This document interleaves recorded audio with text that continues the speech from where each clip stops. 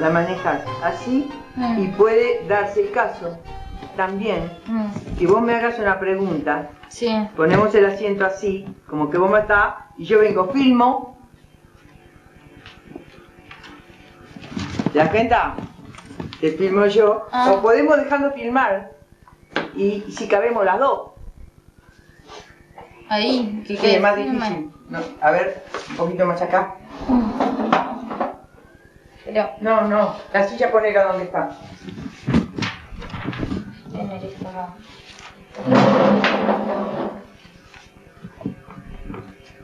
Sí, así la máquina acá nos agarra a las dos. Podemos conseguir. A ver, sentate. ¿Acá? Sí, está. Ahí te agarra vos. ¿Está? Espérate. Espérate que traigo otra silla de madera. Sacá esa silla que queda fea ahí.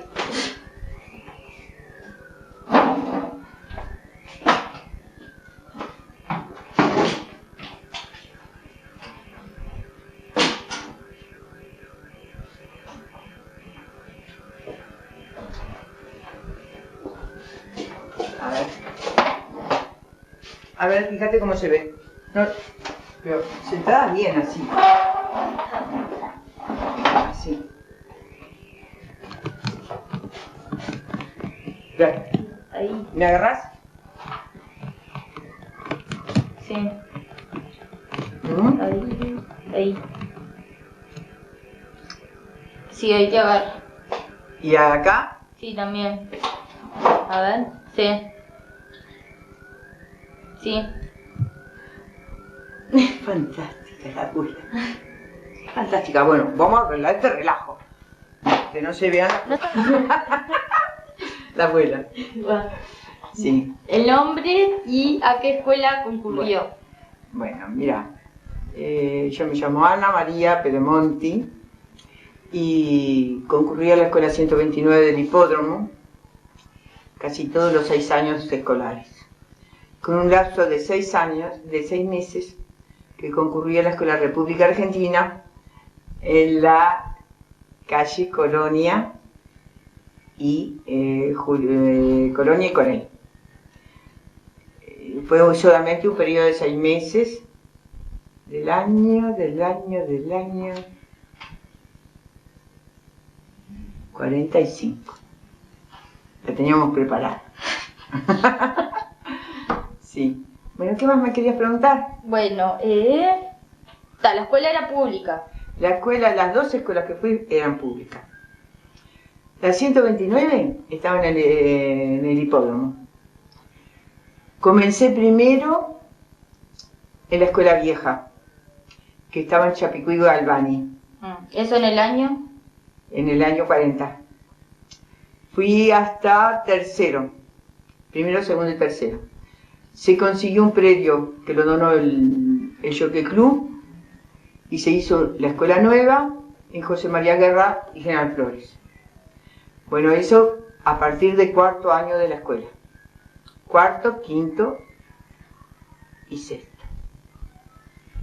¿Qué otra preguntita hay por ahí? ¿A qué distancia te quedaba la escuela? Bueno, había un motivo por qué yo fuera a esa escuela. Uno, que mi mamá era la directora. Y no era eso lo más importante, porque a 5 cuadras yo tenía otra escuela. Acá en 8 de octubre y la Rañaga. Lo más importante es que allí se hacía un plan especial,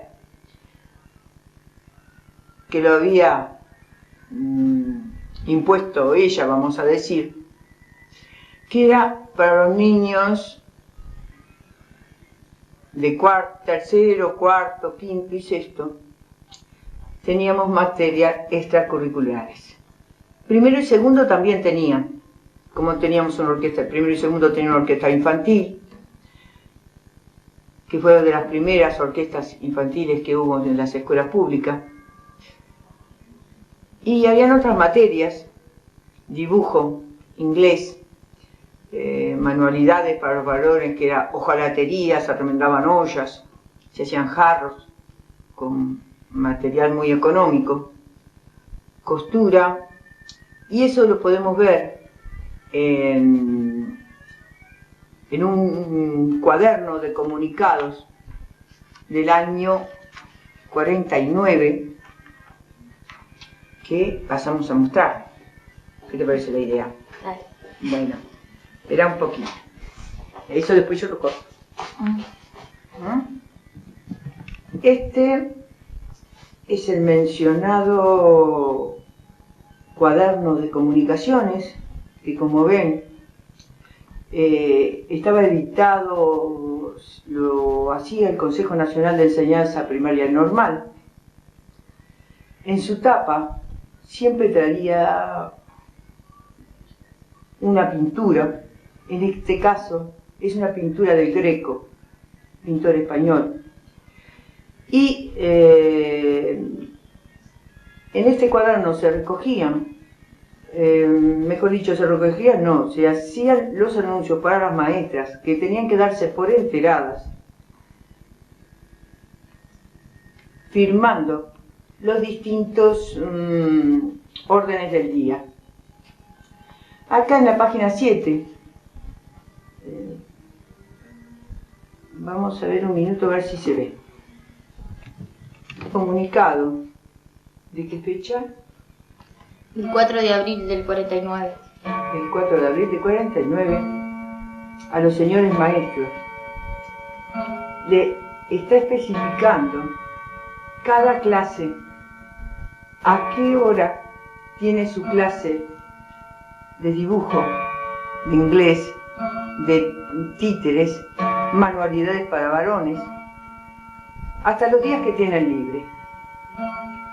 Pasamos a la segunda hoja.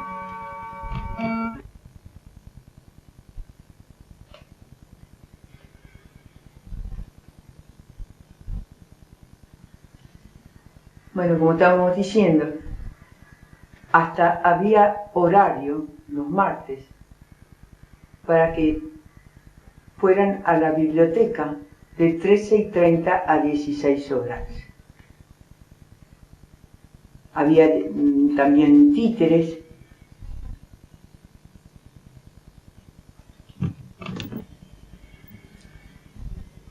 dibujo, costura y manualidades, como ya habíamos dicho anteriormente. Y a continuación, diciendo enteradas, firman las distintas maestras de los distintos años. Después que terminaste la escuela, Sí. ¿qué otros estudios hiciste? Bueno, después de la escuela hice los 4 años de liceo y después hice preparatoria de arquitectura. Y después de eso hice magisterio. Comprendía en 3 años. ¿Cómo estaba compuesta tu familia? Mi familia está compuesta, mi papá, mi mamá y 2 hermanos más. ¿Y tus hermanos? Yo era la mayor. ¿Tus hermanos estudiaron? Mi hermana fue profesora de matemáticas. Además todos estudiamos otras actividades extracurriculares. Piano, mi hermano violín, nosotras piano, danza. Y mi hermano fue mecánico, fue a la escuela industrial. ¿Y sus hijos a qué se dedicaron? Bueno, mi hija siguió la huella mía, que fue la danza, y se desempeña como tal, es profesora. Y mi hijo se ha dedicado al comercio. Cortamos acá esta parte. Y acá viene la parte de José Pedro Varela.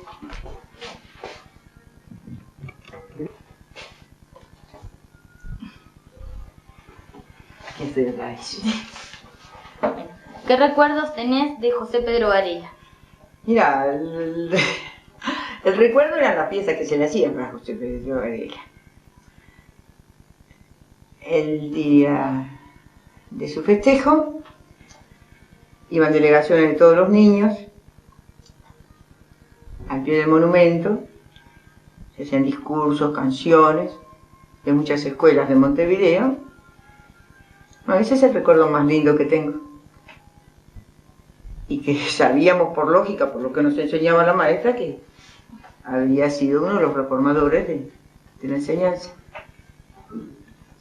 Bueno, ¿qué opinión te merece la enseñanza de la religión en la escuela pública? Bueno, la religión en la escuela pública en este momento no es laica. Yo creo que el respeto al niño, a la familia,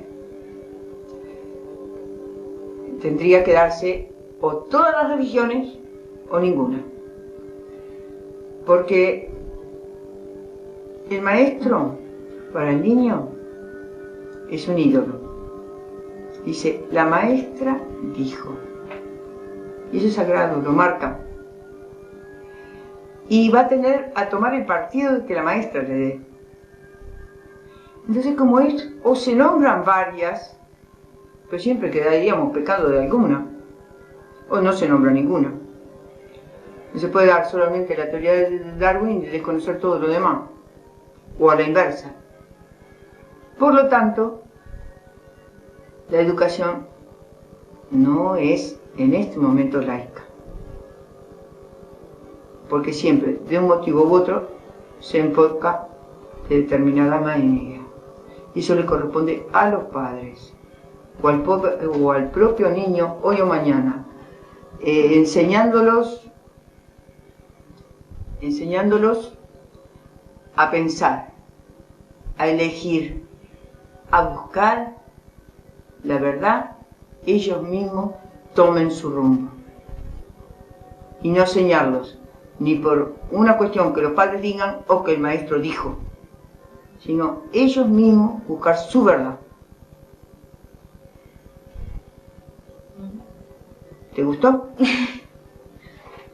Cuando vos concurrías a la escuela, ¿había castigos corporales? Mira. Dicen que en la época de José Pedro Varela hincaban los niños arriba de los maíces. Le pegaban en la punta de los dedos con una regla. Tanto como el maíz no lo vi. Pero la regla sí. Esa funcionaba. Y te digo más, no sé qué es peor. Hoy en día alguna regla funciona. Algún coscorrón también y un tirado de jopo. Pero lo que es peor es el castigo psicológico. Lo que se le dice al niño. No es general, pero hay casos. De la falta de psicología para tratar a determinados niños o al grupo. Dejarlo de evidencia mal frente al grupo. Decirle, tarado, tú no vas a pasar de año. Como me ocurre a mí acá con clases particulares que tengo, que me dicen, a mí el maestro me dijo que soy un burro, yo no puedo aprender más. A mí las cosas no me entran. Yo no voy a salvar el año. Yo le contesto, que tengas una dificultad, las dificultades se pueden vencer. Y tú puedes salvar el año si te empeñas. A lo mejor te vas a tener que trabajar un poquito más que otro en algunos temas. Pero eso no quiere decir que pierdas el año, no puedas seguir hoy o mañana adelante. Bueno, eso se da mucho. El que trabaja con niños que no funcionan en la escuela, ahí se da cuenta dónde está la falla. Bueno, cuando vos ibas a la escuela, ¿a qué jugaban en el recreo? Ah, eso era precioso. Eso era precioso. Sobre todo en la escuela vieja. En la escuela vieja era mucho más lindo. Era una quinta que ocupaba media manzana, llena de frutales. Y al fondo había una escalinata que bajaba y había un bajito. Y estaba llenito de flores. Pensé que era una escuela, como te dije, humilde en el hipódromo. Muy carenciada. muy carenciadas en el sentido que iban descalzos. Se repartían hasta bombachas, pulobres, lana, zapatillas, que se conseguían por donación. Se enseñaba un respeto a la propiedad privada en un medio que a veces los niños iban con una navaja. En un medio que venían niños de Piedras Blancas y del Manga. ¿Por qué? Porque en Piedras Blancas y en el Manga no había quinto y sexto. Ahora, como los niños empezaban tarde la escuela porque tenían que movilizarse en ómnibus, ya cuando llegaban a quinto y sexto año tenían 14 años. Venían de bigotes y pantalón corto. ¿En serio? Bigotes y pantalón corto. Y una vez, en sexto, estando yo en sexto, en una clase de canto, presencié un compañerito mío que me medía 1,80, pantalón corto, gordito, impecablemente vestido con su túnica y su corbata. La maestra lo corrigió, no sé por qué motivo. Le dio una cachetada y la dio vuelta a la maestra. Siempre se cosieron aguas. Y creo que me fui. Me fui del tema. No, eran los juegos. Ah, los juegos. Los juegos en esa primera escuela. Y tuve hasta tercer año, primero, segundo y tercero, pues después fuimos a la escuela nueva. Era hermoso ver todos vestidos de blanco, haciendo rondas. Se jugaba a Martín Pescador, a la parolera, a pide pan y no me dan. Habían 50.000 juegos. Y después, cuando hacía mucho calor, que ya no nos permitían correr, y era precioso correr entre los frutales, nos sentábamos donde había baldosa y jugábamos a la payanita. En primavera hacíamos concurso de cometa. A ver quién ganaba por la cometa. Muchas veces las cometas estaban hechas con el papel de panadería, porque no había con qué comprar papel cometa, que se usaba, ahora son de nylon. Bueno, y esos eran los juegos que teníamos en la escuela. Cuando terminaban las clases, llegabas a tu casa, ¿qué hacías? Bueno, llegábamos a casa, primero que nada la leche. Aunque se había tomado leche en la escuela, que estaba lo que se llamaba la copa de leche. Y no era para los necesitados. La leche éramos todos iguales y la teníamos que tomar, nos gustara o no nos gustaba. Sinceramente a mí no me gustaba. Pero la disfrazaba con un poquito de cocoa. Y llegábamos a casa, tomábamos la leche, colgábamos la túnica. Primero nos poníamos la ropa de entrecasa, eso es importante, porque no había mucha ropa. Y hacíamos los deberes. Hacíamos los deberes y después se escuchaba la radio. Se jugaba con los hermanos más chicos. O enseñábamos a la empleada. Yo llegué a enseñar a la empleada que teníamos, que era del consejo de niños, que no sabía leer. Lo que la maestra primero me enseñaba a mí, yo llegaba a casa y se lo enseñaba a ella. Ella tenía 14 años. Esa muchacha después fue a la escuela, después fue a la escuela industrial. Y después fue profesora de corte y confesión en las escuelas nocturnas. Mirá vos, se llama Dora. Vive aún, debe tener 75 años. ¿Te ayudaban a hacer los deberes? ¡Ja! Ese es otro episodio. Mi mamá era la directora. Era brava en la escuela, era brava en casa. Recuerdo que un día yo estaba en primero, tenía una maestra muy, pero muy buena maestra, como capaz, como trabajadora, Aida del Janelli. Esta maestra se preocupaba al máximo por los alumnos. Entonces llegué a mi casa, no habría prestado atención yo si no tendría que haber aprendido. Y mi mamá se estaba bañando. Lógico, en esa época los baños tenían la puerta a un vidrio y una cortinita para que no se viera para adentro, porque no tenía vidrio opaco ese baño. Y yo golpeo toda contenta y digo, o sea, mi mamá me va a ayudar. Golpeo tan, tan, tan. Mi mamá abre la puerta. Se asoma por una rendija. ¿Qué querés? Ana María, porque me decían Ana María para peor. Dice, ¿qué querés, Ana María? No, que no entendí los deberes de la escuela, no sé cómo hacerlos. ¿Para qué habré dicho eso? Agarra a mi mamá y con su mejor tono me dice, si la hija del almacenero de la esquina que va a la escuela, analfabeta, entendió y lleva los deberes, usted piense o atienda más. Y punto. ¿Qué pasó? No sé. O me forcé, o le pregunté a la maestra al otro día.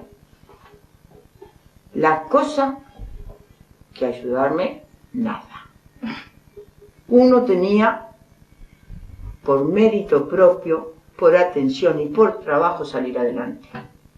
Yo creo que era una buena filosofía. Si no, los deberes son para los padres. No, está, hasta acá, ahora es otra. Espera. ¿Cortamos?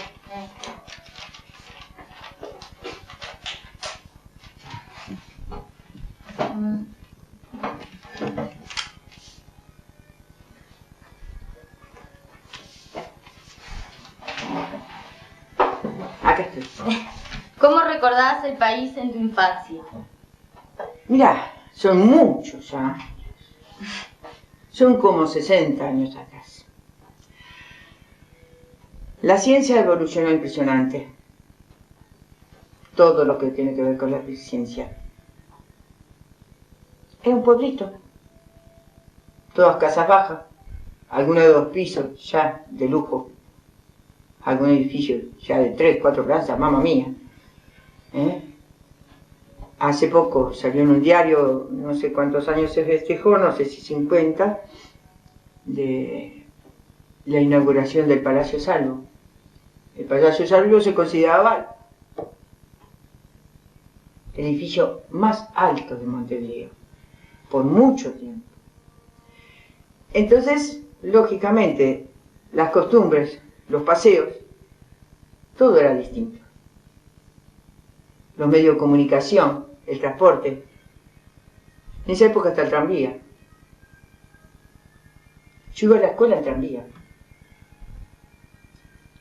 Valía 5 pesos el boleto. Nosotros los escolares, en hora escolar, pagábamos 2. ¿Dije 5 pesos? No, 5 centésimos. Y nosotros los escolares pagábamos 2. Después, posteriormente, se inventó hacer un abono para escolar. Entonces salía más económico. A mí yo caminaba 5 cuadras, iba hasta el hipódromo, me llevaba media hora. En el 13 o en el 51, uno iba y otro venía. Era más económico que el boleto del ómnibus, que no daban abono. Bueno, así que la ciudad estaba. Los tranvías, los ómnibus que paraban en todas las paradas. Tenía un letrero que decía 30 sentados, 11 parados, 7 en la plataforma. Y de ahí no podían pasar si no le ponían una multa al conductor o al guarda. Porque había permitido que la gente fuera incómoda. Hoy viajar como lata en sardina, no importa. Después, los paseos. El parque Rodó, que sigue siendo una atracción. El Prado era una atracción, murió. Son muy pocos los que hoy en día van a al Rosedal del Prado, que es hermoso. El hipódromo sigue existiendo a partir de este año. Esa fue una atracción turística. Y algo que permaneció fue el amor a ir a las playas. La costa siempre atrajo. Verano, invierno, a tomar mate, a caminar por la Rambla, a ir a la playa cuando hace calor. Eso yo creo que fue lo único que no varió, salvo los trajes de baño. Los trajes de baño cambiaron. Conste que yo de pollerita no usé, ni gorrita tampoco. Ahí no llegué. Pero eran una pieza sola. Llegué a ver escandalizadamente los primeros 2 piezas. Que bueno, aparecía una cada 200 o 300. Bueno, pero lo demás, todo está. No sé si sobre este tema me quieres preguntar algo. No, ahora un poco de la escuela de la época, pero comparándola con la educación de ahora. ¿Cómo ves la educación de ahora con respecto a la de tu época? Era más intensiva. Y era la escuela del papel pintado actualmente. Eso son palabras mías. En aquel momento era la escuela de la tinta, del papel, del pizarrón y de la tiza. Se explicaba en el pizarrón, los niños pasaban al pizarrón, y con eso entendían. El recorte y pego no existía. Para que trabajan los papás, no, eso no existía. Mis papás se libraron del recorte y pego. ¿Y vos pensás que es superior? Es superior a la anterior. Era más concreta. Por ejemplo, yo te estaba contando que en primer año se había comprado la escuela, que todo eso eran gastos, unos sellitos que se mandaban a hacer de goma, que tenían el dibujo de 1 centésimo, 2 centésimos, 5 centésimos y 10 centésimos. Eso la maestra tenía el trabajo de pasarlo a una cartulina. La maestra tenía el trabajo de recortar los redondelitos. Y cada niño tenía una bolsita de tela que se tomaba la maestra, que entraba a hacer la bolsita, y con eso tenía un capitalito. Entonces todos los problemas se hacían de compra y venta con el dinero que teníamos en las bolsitas. Nos alcanza para tantos caramelos, no nos alcanza, ¿cuánto nos dan devuelto? Bueno, y esa matemática práctica que aprendimos, no te digo al 100%, pero el 95% le entró.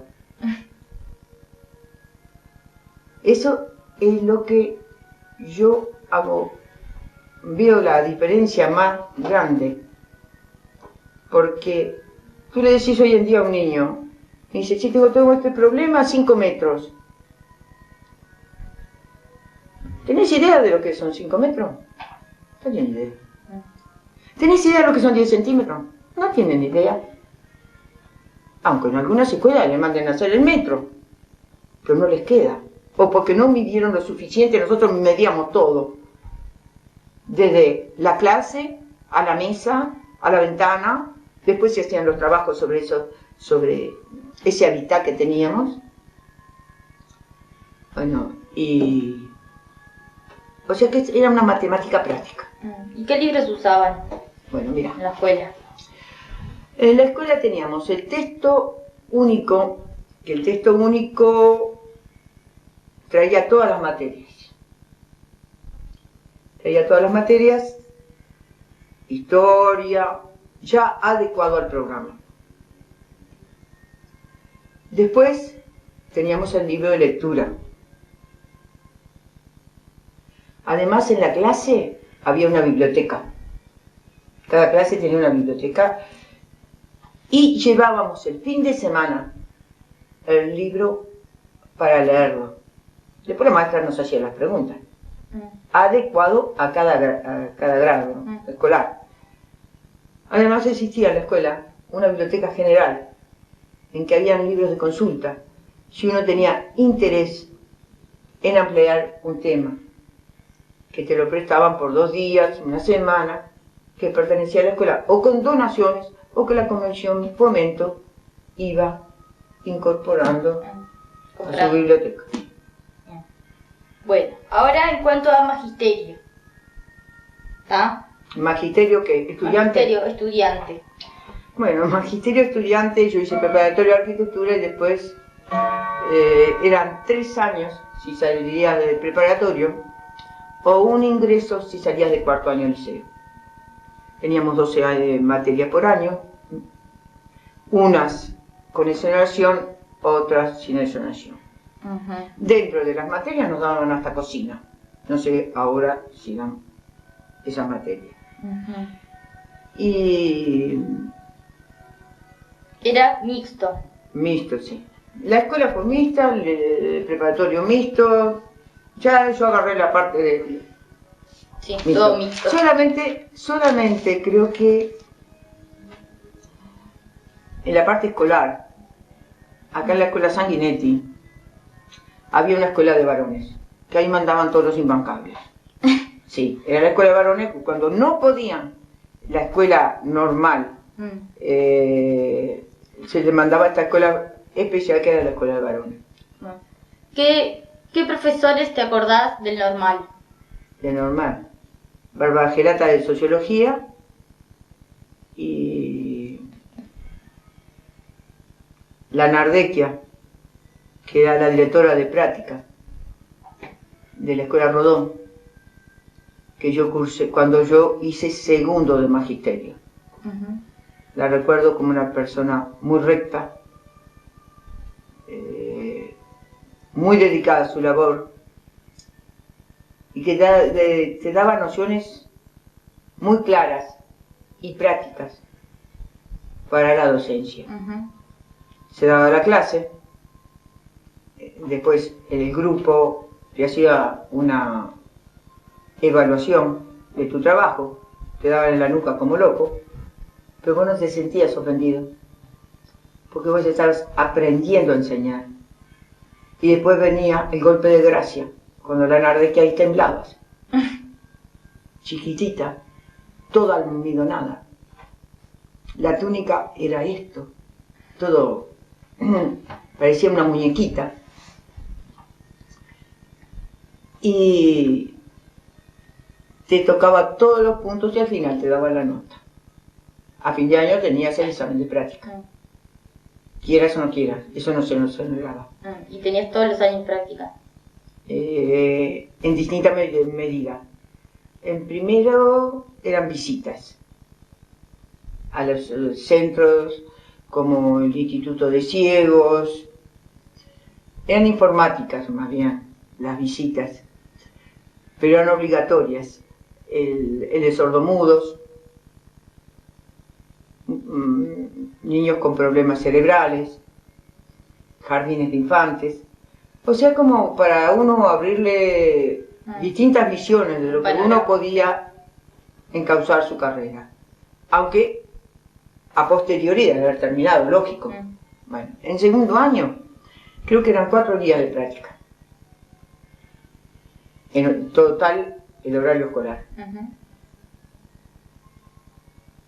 Teníamos agronomía también, que nos hacían dar vuelta a tierra, plantar, hacer canteros, porque lógico, muchas de esas maestras después iban a escuelas rurales. Claro. Y en 3º, sí, hay todos los días práctica. Las 5 horas, las 4 horas escolares. Bueno, después, en el instituto normal, ¿Cuáles fueron los años en los que vos diste clase? Bueno, del 74 al 77. Y en ese periodo seguían siendo 3 años. Seguía siendo 3 años. Con entrada, ya no había examen de ingreso. Era directamente habiendo hecho cualquier preparatoria. Ahora eso lo que daba, uno que daba clases se daba cuenta, una diversidad de alumnado impresionante. Porque no era el mismo el que venía de medicina que el que venía de arquitectura o que había hecho abogacía en preparatoria. Claro. Entonces algunos no tenían base ninguna de matemática. Ya ahí empezábamos mal. Cualquier cantidad de falta de ortografía. Impresionante. No sabían redactar tampoco. No generalicemos. Según la orientación. El área en cuestión que ellos habían elegido, de dónde provenían. Bueno, y después ahí empezaban los fracasos. Porque se daba el caso de un escrito con 23 faltas de ortografía. ¿Vos qué materias dabas? Yo daba psicología del aprendizaje y recreación. Recreación no se daba en el instituto. Recreación se daba en la escuela. Y eran juegos y danzas que se trabajaba como si fuera una práctica.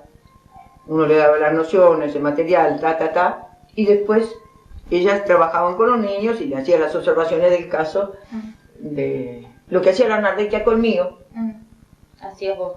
Yo hacía después, a los muchos años, con las que enseñaban las danzas y hacíamos juegos competitivos para los chiquitilines. Así que eso fue mi experiencia. Pero me parece que se nos quedó algo en el tapete. Mirá, se nos quedó los programas. A ver, filma tú. A ver si podés enfocar los programas.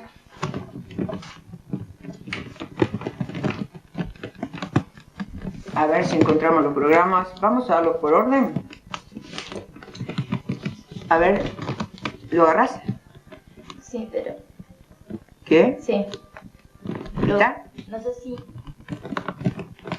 Sí, ahí se ve. ¿Ahí se ve? Bueno, este es un programa, como creo que puedan ver, si nos sale claro, del estudio auditorio. El estudio auditorio era el SODRE. Es un espectáculo hecho por profesionales y por alumnos de la escuela 129 en el año 1935. El 17 de diciembre. O sea que se había trabajado para esto durante todo el año. Ahora se ve a través de sus hojas los distintos comercios que colaboraban económicamente para llevar a cabo esto o que dar algún beneficio para la escuela. Hay algunos que cuando fui a sacar las fotocopias se rieron en la librería, porque es una panadería que actualmente existe acá en 8 de octubre, a ver si la encontramos, que es la panadería, a ver, ¿dónde está? Acá está, a ver si la podemos enfocar, Panadería y Confitería La Valleja. Esta panadería ha cambiado de dueños. Pertenecía a la familia Gil, como dice acá. Y este aquí, que una sobrina del dueño de esta panadería era maestra de la escuela, que era la esposa de un famoso jockey, Bernardo Morteiro, que era colaborador de la Comisión de Fomento de la escuela. Volviendo a la programación, el programa era muy extenso. Acá comienza la primera parte. Y hay tarantelas bailados por niños escolares, programa, tarantela, como si el temple, ritmo de vals, todo eso está hecho por niños escolares. En el país de los molinos lo mismo, la danza de las horas también, la noche encantada, que era todo con personajes, también está hecho por niños de la escuela. El llamado del terruño,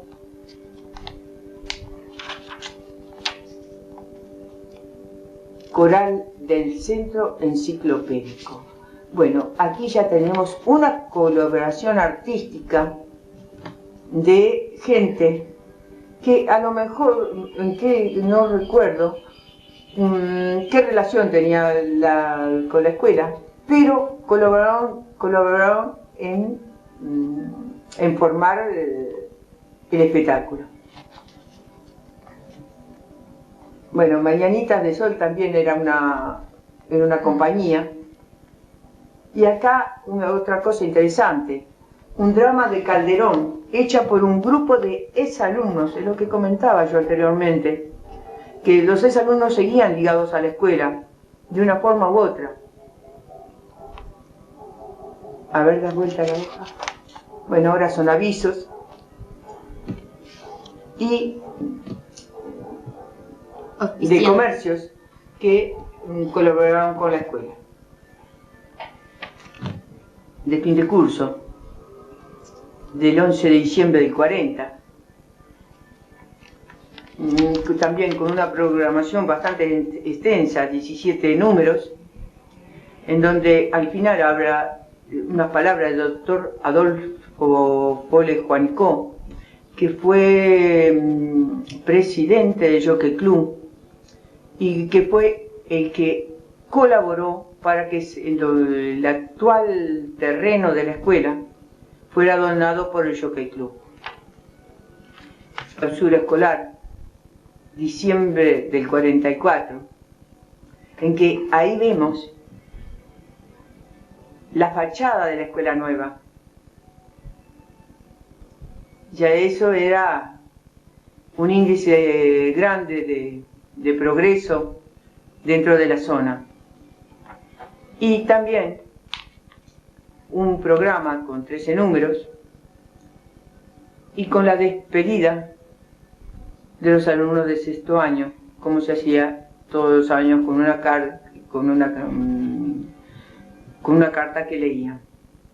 Ahora, dentro de los números estaba la banda rítmica, que fue una de las cosas más novedosas que llegó al barrio, porque hay que pensar que a raíz de eso surgieron cantidad de músicos, violinistas, pianistas, que empezaron con una simple orquestita con unos tonetes y unos pajaritos de agua, unas castañuelas que se pegaban, ¿no?, como las castañuelas españolas, unos platillos, y que en ese comenzar encontraron su vocación de músicos. Responde a una revista del mundo uruguayo del año 1946, como dice el título: los niños uruguayos tienen un mensaje de paz en sus manos que sueñan. Esto surgió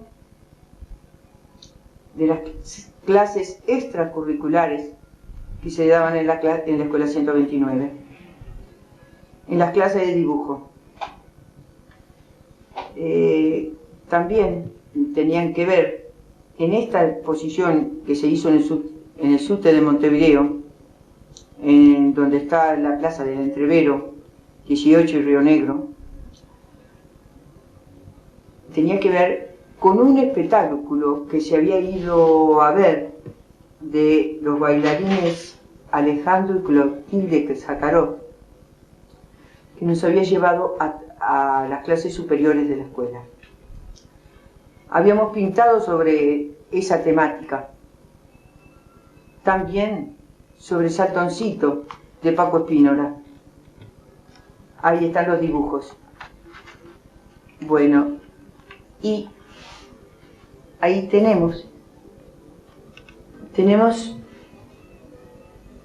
parte de la exposición en que se ve las figuras de Clotilde y Alejandro Sakharov, estos bailarines rusos, plasmados en sus dibujos por los escolares de la escuela. Ahora, lo importante, que figuras tan importantes como ellos asistieron, como lo dice en esta revista, ¿cómo se llama? En el escrito que hace, la crítica que hace, el comentario que hace Clulo, asistieron a la exposición en que los niños de la Escuela 129 habían hecho sus dibujos.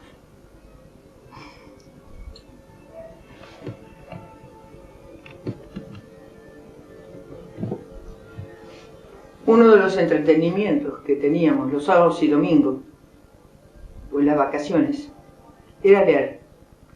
Los que sabíamos leer, leíamos. Y si no, venía otro más grande que nos leía. ¿Y qué teníamos para leer?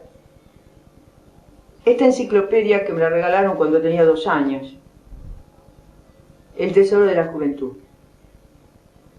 Ahora, esta enciclopedia de conocimientos tenían colaboradores especiales, entre los que se encontró José Enrique Rodó, como uruguayo, y Alberto Edward, ministro de Hacienda de la República de Chile, y el doctor Abel J. Pérez, de la República Oriental del Uruguay, inspector nacional de instrucción primaria. Es muy completa y nos habían cantidad de temáticas. La historia de la Tierra, América Latina, nuestra vida, los por qué, cosas que debemos saber, los 2 grandes reinos de la naturaleza, hombres y mujeres célebres, los países y sus costumbres, los libros célebres, juegos y pasatiempos, narraciones interesantes, poesía, hechos históricos, lecciones recreativas. Mirándolo hoy en día, estos libros,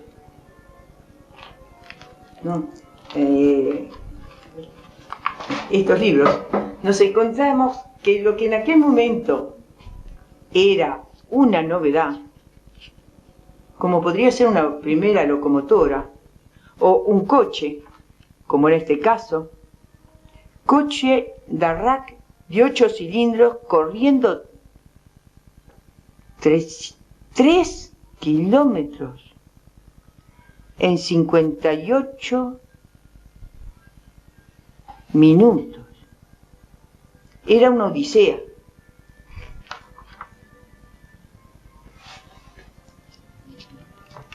Otro ejemplo de lo que avanzó la ciencia. Un medio sencillo de navegar en el aire. Miren el aeroplano lo que era.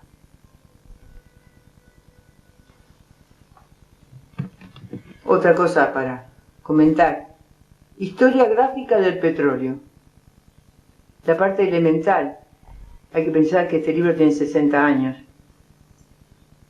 Cómo estaban construidas, cómo se trabajaba el obrero prácticamente a mano, el perforador del petróleo en su trabajo. Bueno, es lo que me preguntaba Fabiana en un principio. ¿Qué diferencia hay entre ayer y hoy?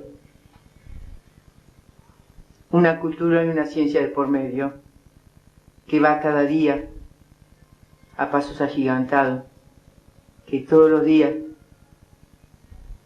ayer fue tarde. Muchas gracias.